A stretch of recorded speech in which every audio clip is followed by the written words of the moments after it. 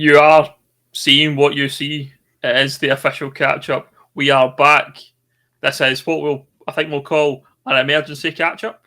Yeah, definitely. It's been a long time. A lot of people have been asking where we are and what's happening, but yeah, I think we come back for the special occasions though, Ben, like today, obviously. We come out for the big guns. There's obviously a lot has changed in the last year and a bit, year and a quarter or something since we last spoke.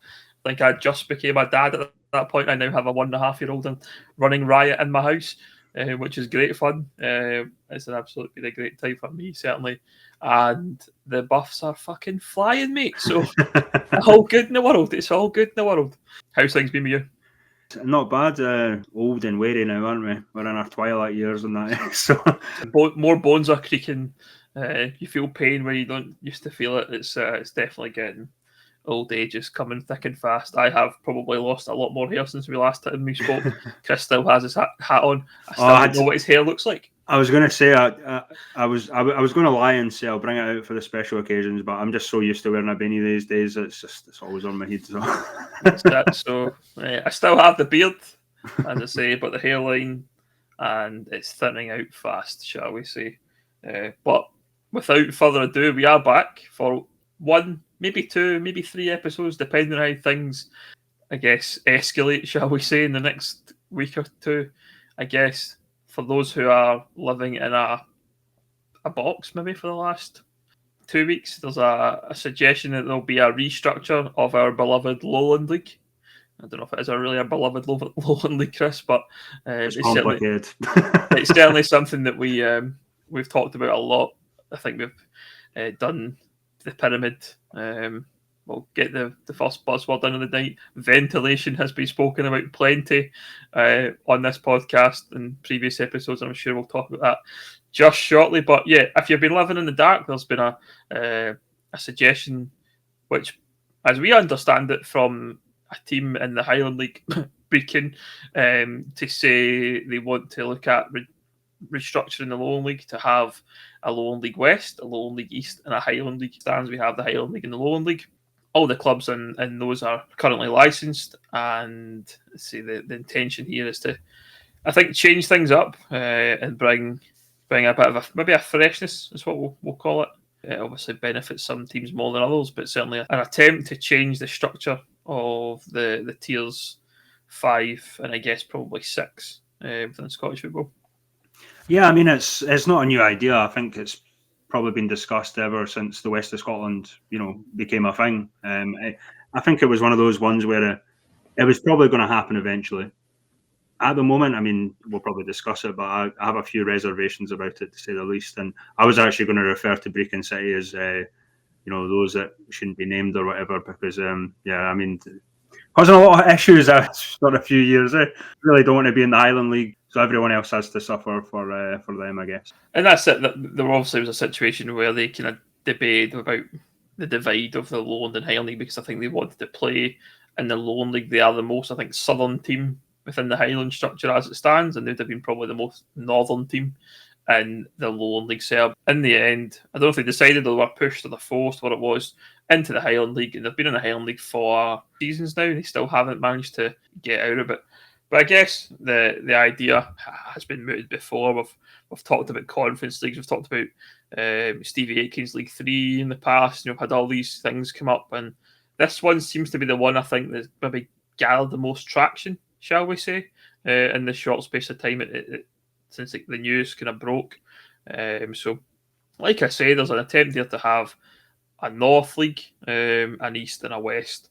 The suggestion here from the list I've seen, certainly, this is how the structure will look. We'll have a North League that will be comprised of Banks of Dee, Brora Rangers, Buckie Thistle, Clachnacudden, Devon Vale, Formartine, Forest, Fraserburgh, Huntly, Inverurie Locos, Keith, Lossiemouth, Nairn, Rothes, Strathspey, Turriff, and Wick. And in what we're calling the Lowland League East will be Berwick Rangers, Bo'ness, Brecon, Broxburn, Civil Service Strollers, Cowdenbeath, East Stirlingshire, Gallifreydine Rovers, Hearts B, Linlithgow Rose, Trinent, University of Stirling, Musselburgh, Hill Hawthorns, Jeanfield, and Haddington.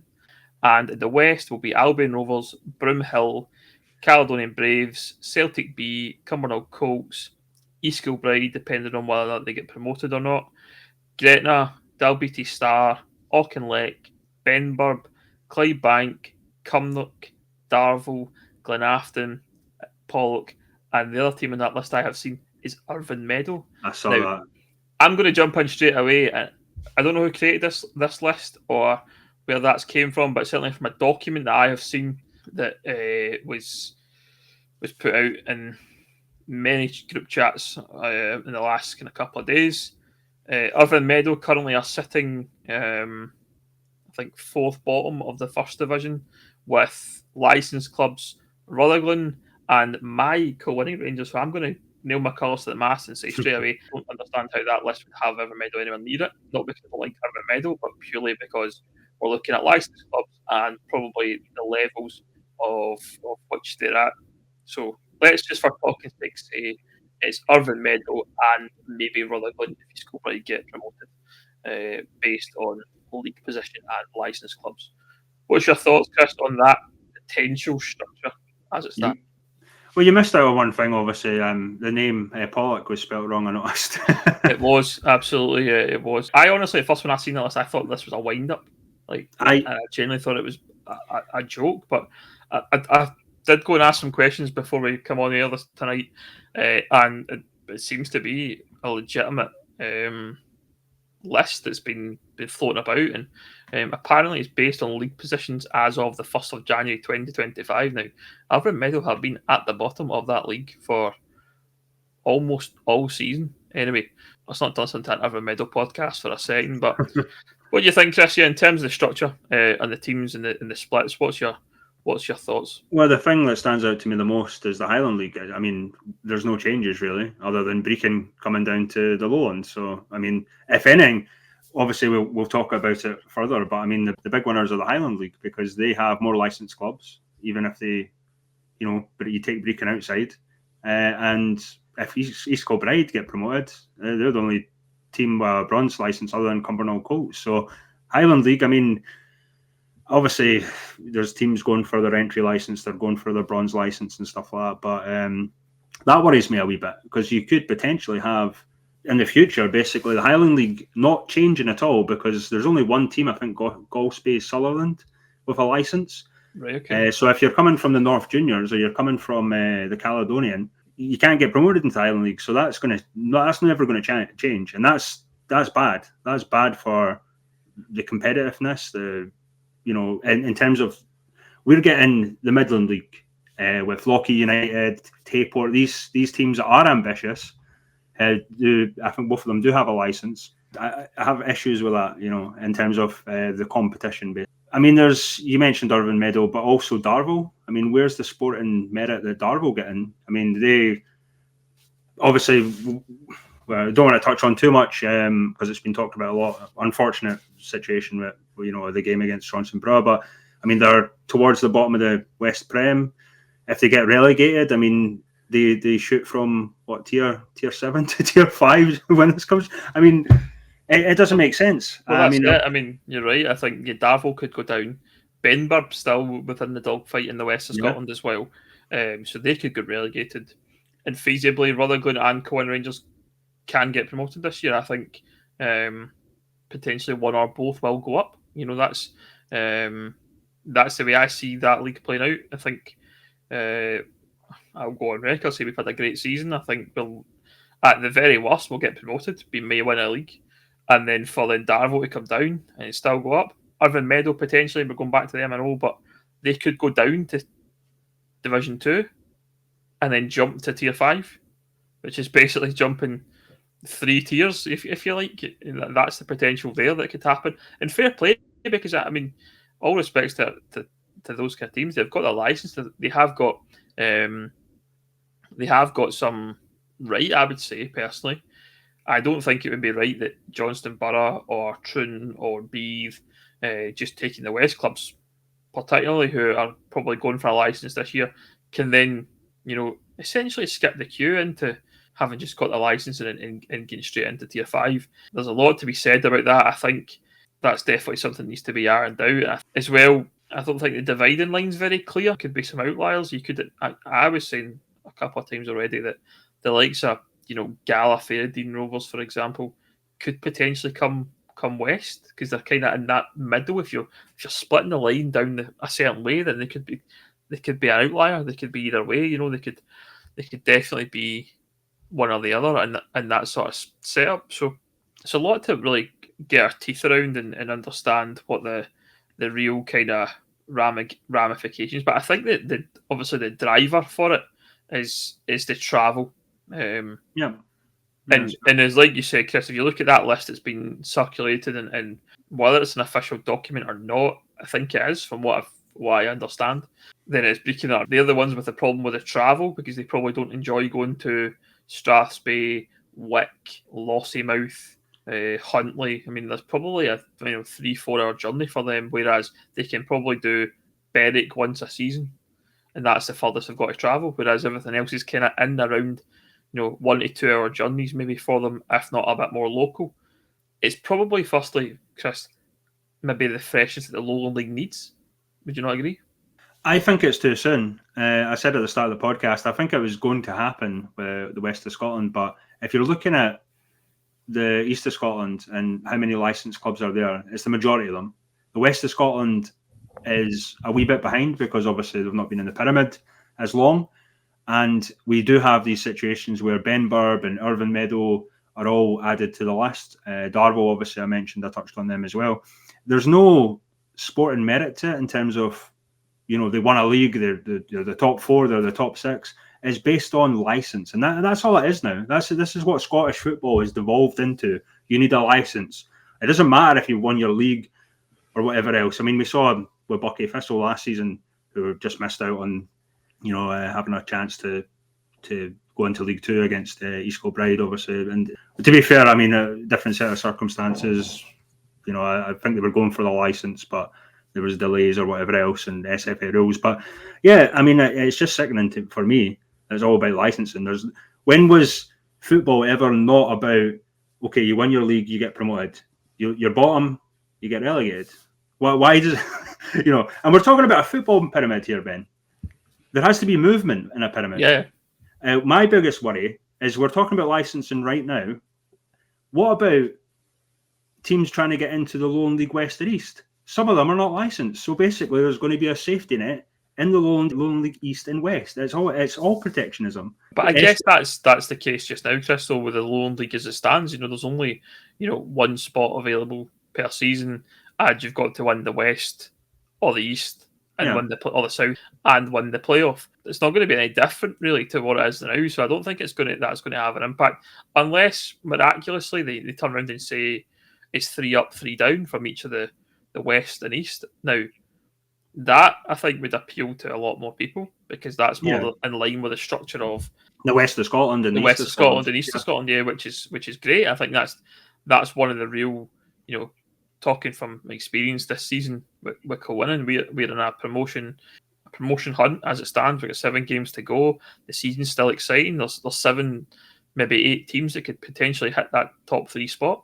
and it makes it down the stretch become really exciting.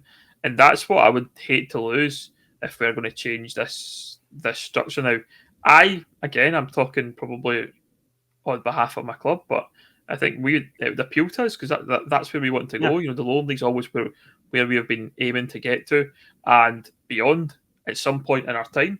And that, for me, I think is obviously a positive thing. I know the likes of Clydebank, and I'm wearing my headset tonight in homage of Gordon Moffat, because he loves a headset on radio shows and podcasts. So I thought I'll put my headset on just for Moff. But the likes of Clydebank and I guess Pollock, who else? Glenafton, Cumnock, all these teams who have went and got licenses in the last few years and have participated in the Scottish Cup, they've all got, I guess, intentions of climbing the pyramid.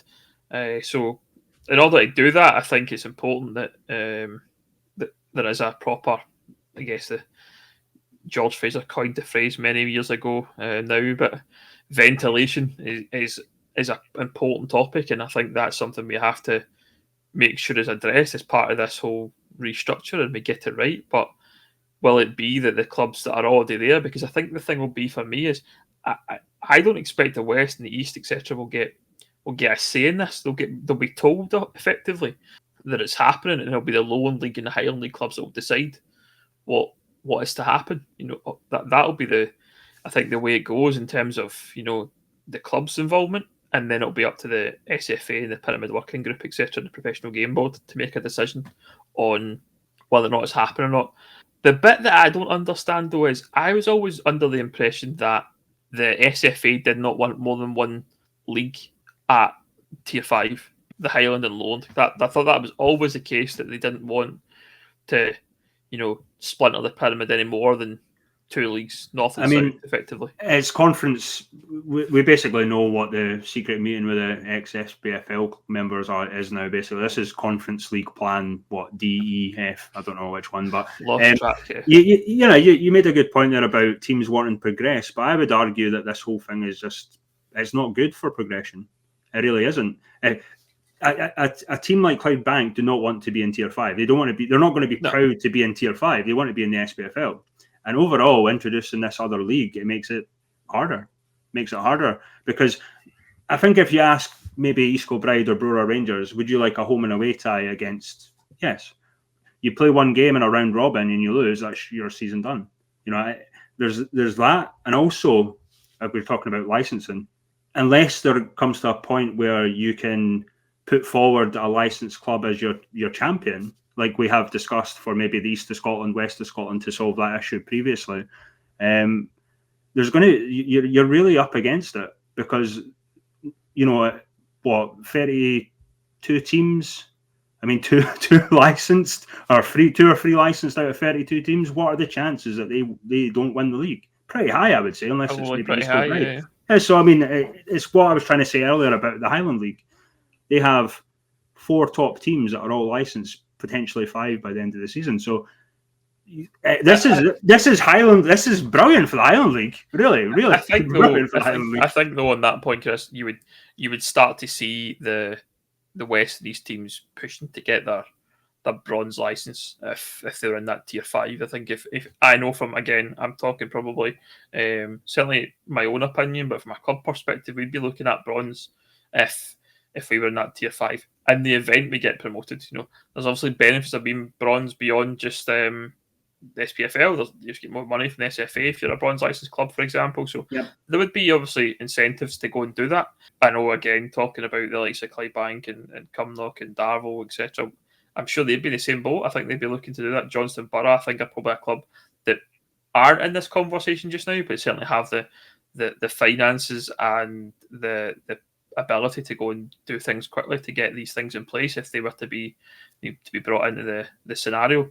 I think the one thing for me that's missing, Chris, the South of Scotland League. What happens to that? I mean, obviously, we're talking there. The list that we've seen is suggest Albeatty Star will be obviously involved. They're a previous Lowland League club, and quite rightly so. I think they would be a good addition to the league. But they have, I think, 3 clubs that are licensed just now, as it stands. And I think at that point, do you bring in more South teams? And then if you do that, then what happens to the South of Scotland League itself? I think potentially that has to get swallowed up probably by the West, because there's not a lot of teams left to play in that league. You potentially could be down to maybe 7 or 8 league teams if you bring in a few more South teams. So there's 5. There's Creetown, Dalbeatty, Newton, Gert, St Cuthberts, and Wigtown and Badnick. But the chances of Wigtown and St Cuthberts, the way the clubs are at the moment, I mean, they've probably got not much chance of winning anything. They're in a dire straits compared to previous years. So, but I think you make a good point about teams going for the license. Yeah, I can see that, but I still have issues with it, obviously. Again, it goes back to the emphasis on needing a license to do anything. I mean, I think this is the way it's gone, really. But I think though the license does obviously drive standards, and not just on the park but off the park in terms of coaching qualifications. You've been speaking to Ian McMenemy by any chance? No, Peter Ferguson at Rutherglen on Pie and Bovril always likes to remind us, it's just not just about it's not about Of course, that is standards. On-field stuff and the grounds and things like that. It's about raising standards. I know the level that we play in now is much higher than it ever was in terms of quality, because teams are doing things professionally, and that's what you want to see. People have got the right qualifications in their coaching teams. Their grounds are a certain standard. You're not going to complete shitholes every week now. You're going to places that are actually decent. And now, obviously, there's a case for some of the grounds got a bit of character and all this kind of stuff. And yeah, that's a fair representation. But I think for me, it takes the game forward. The one thing I would say, though, about the whole thing is the whole idea of the playoff that they're suggesting, the kind of 3-team playoff, similar to what we have just now.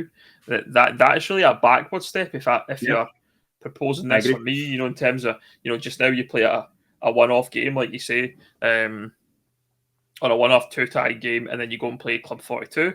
But you're going to have to play, a three-team playoff, and then go and play Club 42 at the end of an already long season.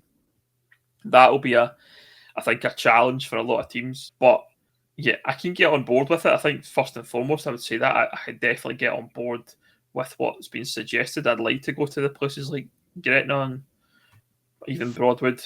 I actually think that's one of the reasons that the Lowland League is kind of special in its own little way, because it is kind of like a national league where you do have teams from the west and east. You can go down as far as Berwick or Gala, but also go through to East Kilbride. Changing it to a regional thing, I get it. Obviously, travel expenses and more local rivalries, probably more fans through the door because they're only going local. It's kind of like reverting back to the junior days of the Fife leagues and whatever. And I'm not knocking them; they were great, but you still had your Super League where you had all the teams, and there's part of me that doesn't like it from that point of view, because as a national division and you're splitting it into 2 leagues from east and west, you're, in my opinion, diluting the brand, if you will. If you ever seen American Gangster with Denzel Washington, they are in a sense. Obviously, there's going to be cup competitions and teams will still be able to play each other, but I think it makes it a little less special. And it's not a knock on the West of Scotland, which is a great league, and the East of Scotland, but the Lowland League essentially becomes a glorified East of Scotland or a glorified West of Scotland. And also you're weakening the West of Scotland and the East of Scotland. You're taking potentially their best teams, and then so I don't think it's a good move for the pyramid entirely. Obviously we have different views on that, but I can see the positives. But I think if you're a tier 6 club as it stands, the idea there's a bottleneck there to get into the Lowland League or the Highland League probably is pretty evident. Obviously, the Highland League's got a bit different because there is less teams below the Highland League that are licensed. But I think, us in the West, selfishly, that looks like a good move. I think it does. I think it can be appealing to get us one step closer to a shot at Club 42, because that's still what we're playing for. And that's I think the disappointing bit, that there was very much commentary within the documentation that it doesn't address the promotion relegation from tier 5 to tier 4, and that will, for me, it makes it harder. It makes it harder for starters, but also I don't think that'll ever be fixed. I think the way it is just now, and the way the voting structure works, personally, if we're talking about regionalisation, I honestly think we should be regionalising things from League 1 down.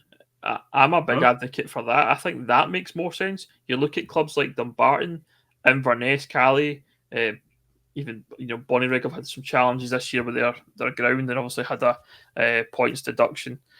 I think when you look at the clubs there that are struggling financially, that a freshness from League 2, if essentially what I'd be suggesting would be is Championship, SPFL Prem, full-time leagues, full-time clubs, and anything below that is semi-pro and no different to what the West. Because let's be honest, there's a lot of teams in the West and East that will absolutely give a League 1 or League 2 club a game. Like, in cup competitions. We've seen that.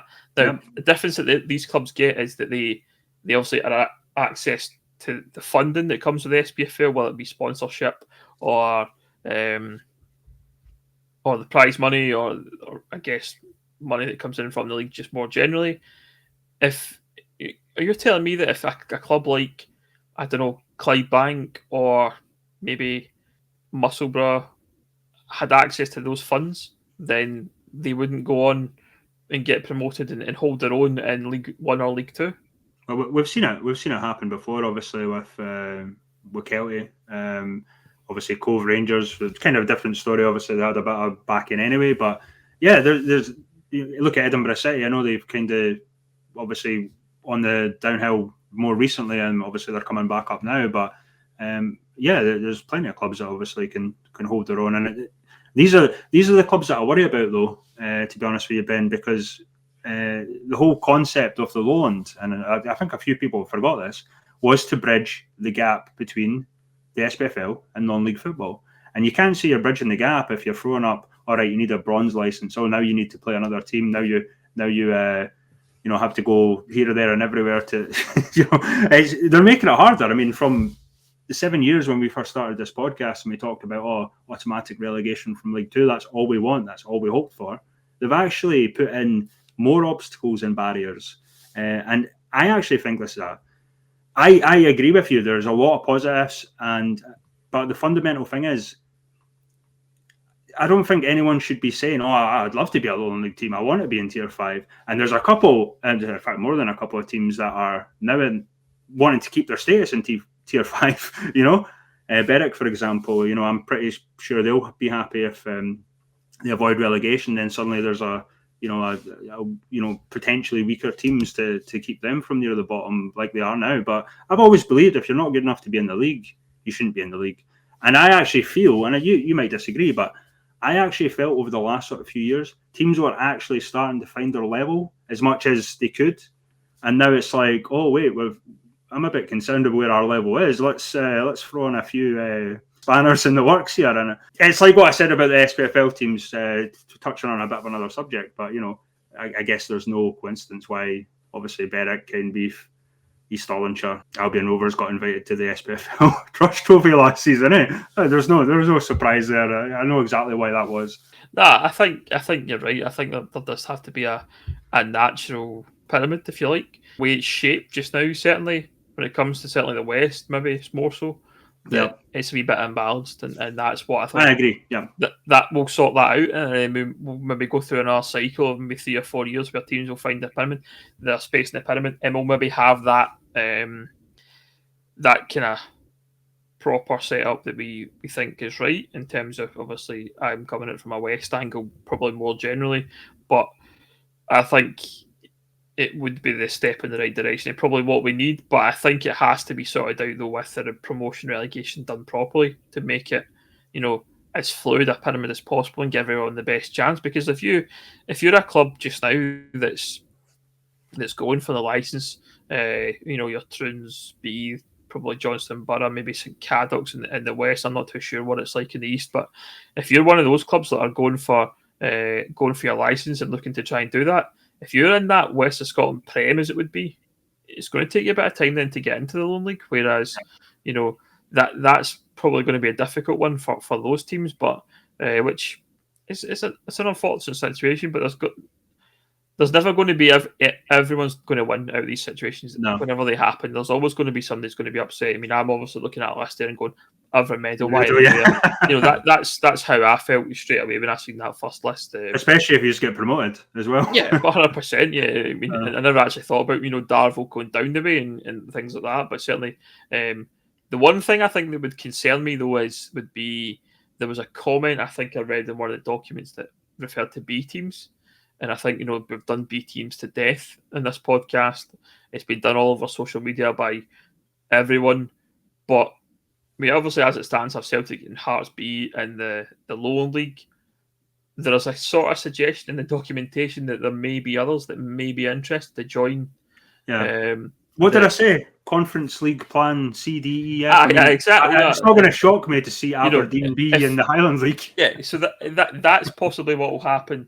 You might then get Hibs, you might get Rangers might decide they want to come back into the fold with will miss Rangers be absolutely. They've been the one miss from the Lowland League, I would say, for sure. That's probably why we stopped this podcast, really, because Rangers are no longer in there to talk about.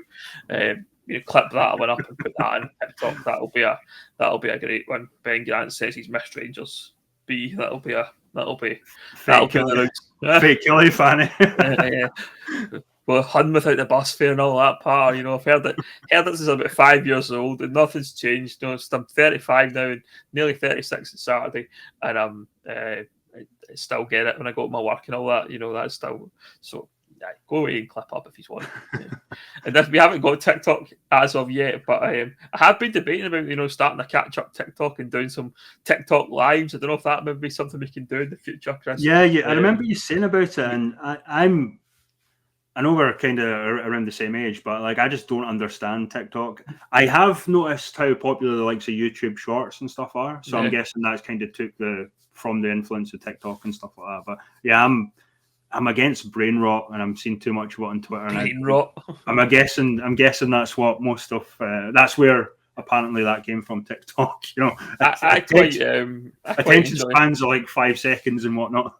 I quite enjoy TikTok on the toilet. I just sit in the toilet, watch a few TikToks. That's usually what I do. That's what I quite enjoy. I'm into my golf, obviously, so golf TikTok is usually pretty good. So maybe we'll come back with an official catch-up TikTok channel at some point, and we'll post clips of different stuff, and we'll maybe do the odd live and things like that. But yeah, I think for us, it'll be an interesting watch. I think, as I understand it, the next steps are there'll be a Lowland League meeting next week that'll take place. I think that'll be obviously a discussion topic, and I don't know how it works in terms of will the Lowland League teams maybe vote for something. I'm guessing so. I'm guessing. Yeah, vote for the clubs involved. The member clubs, that is, by the way, not the guest clubs. They'll not have a vote, so there'll be 16 clubs that will get a vote to probably decide if they want to take it forward. If the Lowland League clubs decide they don't want to take it forward, then it probably kills it. And that's the end of it. I don't think there'll be much more to it if the Lowland League clubs or the Highland League clubs decide that it's not for them. So it'll be interesting to see how it unfolds. We would love to speak to people involved in the proposal. So if you are watching this and you're involved at perhaps Brecon and you haven't replied to one of my messages that I've sent out in the last few days, then please get in touch and we can get you on and try and see it from the other side. I think I'm obviously quite positive about it. Chris is not so positive, shall we say, about it. He's got a different view, and that's why we love this podcast, because the both of us will have different opinions, and we'll be happy to talk out. Sometimes previously, Ben, we talk about things and we knew where our disagreements were, but this is kind of a new one, and we didn't discuss it pre-match basically.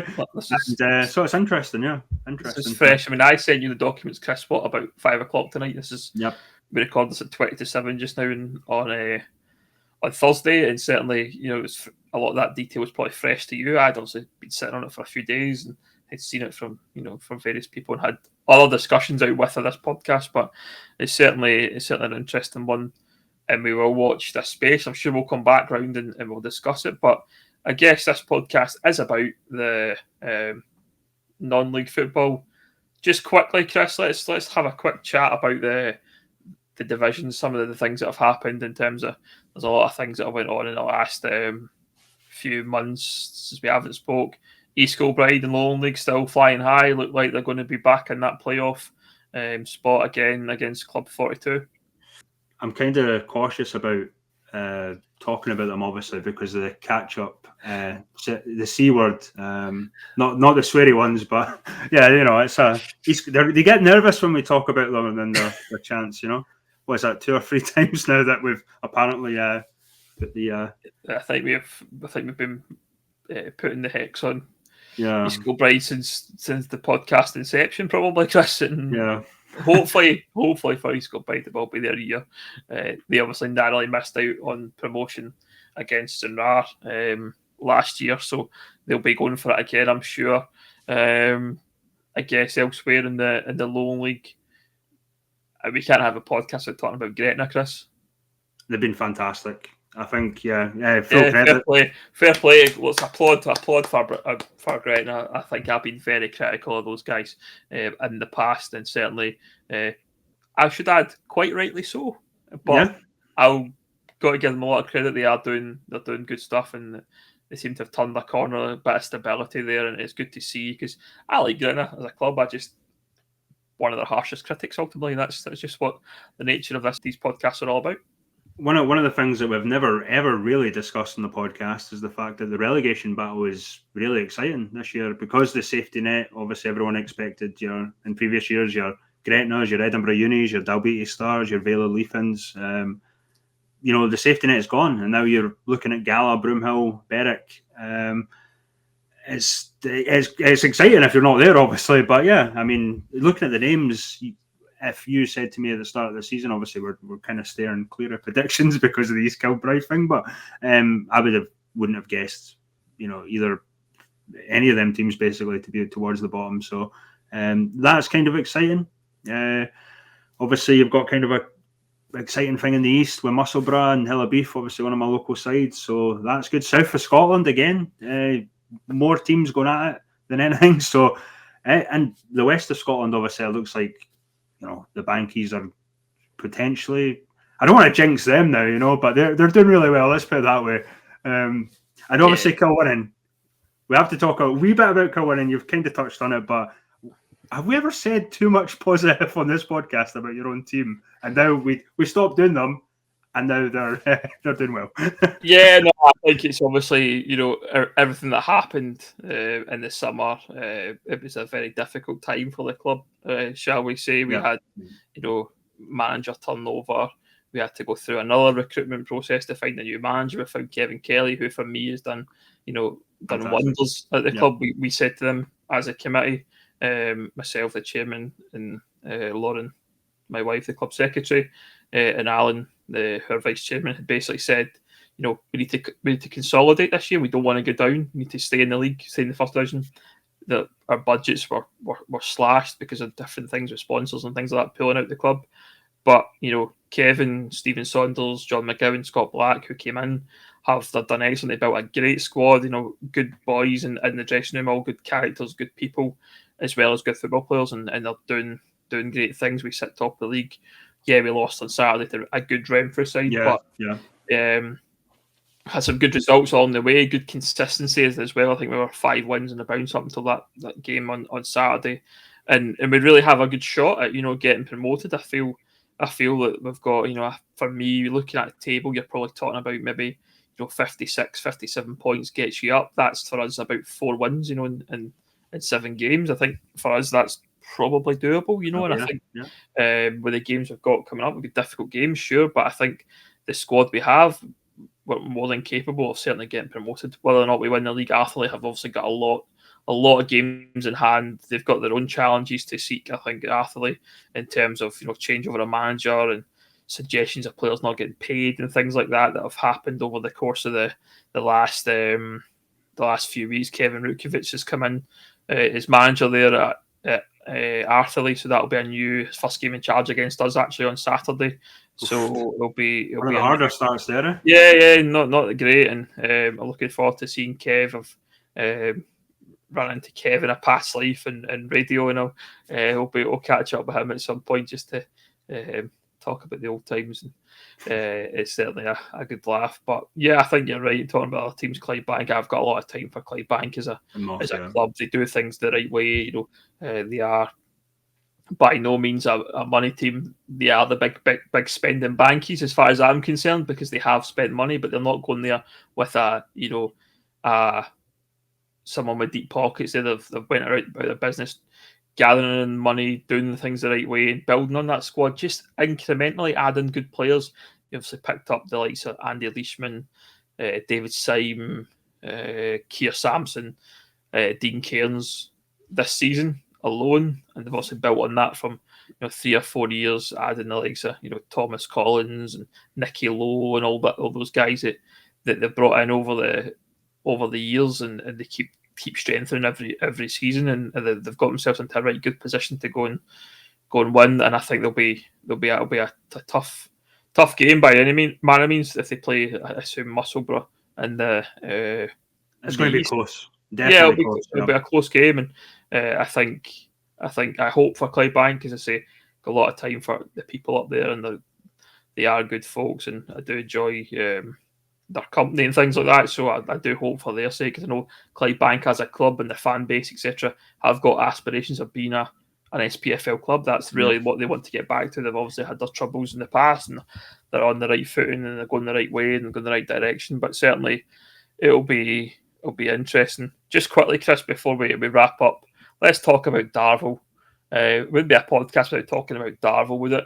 I forgot. I actually forgot that they used to be our favourites to talk about for different reasons, obviously over the years. But yeah, maybe more recently, let's talk about the 6 sub fiasco that has came out in the last couple of days. Yeah, I mean, my opinion's pretty clear on that. I think it's been a massive mistake by the referee. I don't think it was intentional by not at all. To try and get an advantage. The way I see it in terms of what Murdy, the Johnson Brown manager, most people will know, but I actually think he's probably had a routine with his substitutes, and because he had a player injured earlier on in the game, it's just been a blank basically, and then obviously it descends into utter madness with the penalty.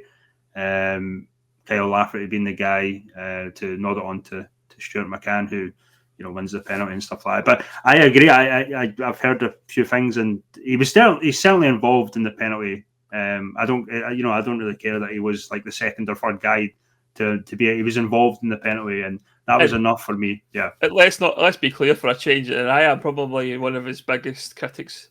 But it's not Kyle Lafferty's fault. A lot of people. No. Yeah, nothing to do with Kyle. It just so happened to be him that came on the park, and heads the ball with Stuart McCann, and Stuart McCann hits a shot or the cross, and it hits the hand of a player, wins a penalty. We then find out about the idea that he is the 6th sub. The thing that stands out for me, and I don't think this has been talked about enough, is the fact that Johnston Borough then deliberately go and score that penalty. Yeah. I think that for me is out of order. I think whether it's Murdy, their captain, one of the players, whoever it is, or even the penalty taker, Fraser Mullen himself, says, oh, fair enough, that's been a mistake. Just pass it back to the goalkeeper. The goalie picks it up, punts it long, and the game continues. That's the way it should have happened from a sportsmanship perspective. It didn't. They went and scored, and then went on to win the game. Now, Darvel are fighting for their lives at the bottom of the table because they've had a points deduction, and that this could be the difference of points if it's decided the game, the result stands. I think there's obviously an investigation that the West Scotland are going to carry out. However, I'm not 100% sure there's a mechanism to reverse the result. I know it potentially has happened in the past in other leagues, but looking at the laws of the game, I couldn't really find anything that suggested that there is an easy way to go, replay the game, or once the referee makes a decision that the result's final. I'm just not sure how it'll play out. It happened in the East of Scotland towards the end of last season between Pennycook Athletic and Hill of Beef, and ultimately that game was replayed. There was a different set of circumstances. Pennycook had an injured player and a sort of madness, sort of few moments, and they forgot how many subs they had. The ref didn't know, and all this sort of stuff. And ultimately the game was replayed full, I believe. So I think that's probably the likelihood thing to happen. I've heard where there's possible scenarios where they're going to deduct Johnson Brother 3 points but not give it to Darvel and stuff like that. I mean, I don't think that really helps anyone. If it's going to be that, I think they might as well just replay the game again. I think the thing is that ultimately it's the same as playing an eligible player.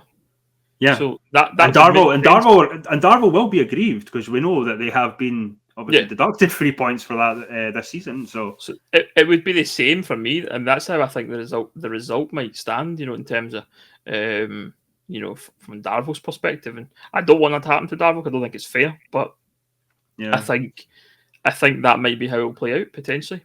We'll watch with interest on that one. But the thing that annoys me the most, and as I said, I don't think it's anyone's fault. I think there was mistakes made, but how do you not sort that in a 7-minute delay? okay, he came on, he was involved in a penalty. Okay, we can't now give that penalty. Right, you got off, come back on, and stuff like that. How does that not get sorted in 7 minutes? It's basically a VAR decision. So yeah, I mean that's it. I mean for me, the referee Kieran O'Reilly is one of the better referees at our level of football, I would say. And I've had Kieran referee a few of our games in the last couple of seasons, and I would say he is pretty decent. Has he not trusted maybe the linesman? I don't know if that's the case, but because the first linesman usually takes a note of the subs and all that in his book. The referee does usually do it as well. But if the ref's not got in his book and then the linesman hasn't checked, then obviously there hasn't been a check until a couple of minutes later after the penalty has been won, and someone's managed to get attention. I think from as I understand it, the Darvel background team were shouting about it quite quickly and trying to get attention, but they didn't seem to want to know, and it's led to what it has. And if the penalty had just been passed back or kicked out for a goal kick or whatever, then we probably wouldn't even be talking about this. But the fact that it had such a bearing on the match is unfair on Darvel, and that's, I think, for me, an important point to raise, that hopefully it works out for Darvel. They've had obviously a difficult season. I've seen Mick Oliver's interview post-match, and he was very right to be aggrieved by it all, and you could tell emotionally he was upset, and quite rightly so. And I think Darvel haven't been everyone's favourites over the last couple of years, with probably how they've been and how they've acted with their money, and some of the, I guess, behaviours from some of the people involved at the club. They became kind of Panto Dames, if you like, in a lot of senses in the west of Scotland. And they're a different road now, and they're obviously trying to get that on the right track. And that's just could be a devastating blow in the end, because if they don't get to replay that match and they don't get any points from it, then it's another game where they were winning and they could have maybe won it or seen out for a draw, and got a point that could be the difference of a season, for them in terms of promotion or relegation, because they still can mathematically stay up. I think it will be hard, but they have a possibility if they can go on a wee run and do that. So we'll watch with interest. We'll certainly watch with interest on this new pyramid. It goes into a thing, I know we're wrapping up here, Ben, but it goes into the thing about how accountable refs can be, obviously, with mistakes. And as I say, everyone makes mistakes, but if you're a manager and make a mistake, you can get sacked. If you're a player, you get benched. If you're a club, you can get relegated. And there's more accountability I'd like to see with refs. And I'm not talking about getting personal abuse and all this sort of stuff, but certainly rather than just set a game and a couple of divisions down, I'd like to see more potential reasons, like, well, right, okay, why has this happened, and to understand, really, a bit more understanding. But yeah, sorry, I just would like to throw that in there because that's fair. So this has been the official Catchup emergency podcast. Will we be back? Possibly. We'll decide over the course of the next couple of weeks if there's something worth talking about. If you are involved, as I say, at a club who is involved in this proposal, or if you're in the East or in the West or in the Lowland League or even the South or in the Highland League, wherever you are, and you want to come on and talk about it, then we're always an open door. We'll have, give anyone a platform to discuss and debate some of these things we've talked about tonight. But thanks for watching. Thanks for listening. If you're listening on the usual podcast platforms, you're watching on YouTube, keep an eye out. We might be back. Who knows? There might be a TikTok channel up here in the very near future, and me and Chris will be sitting here with bringing different debates to football. But it's been good to be back. We'll see you all soon.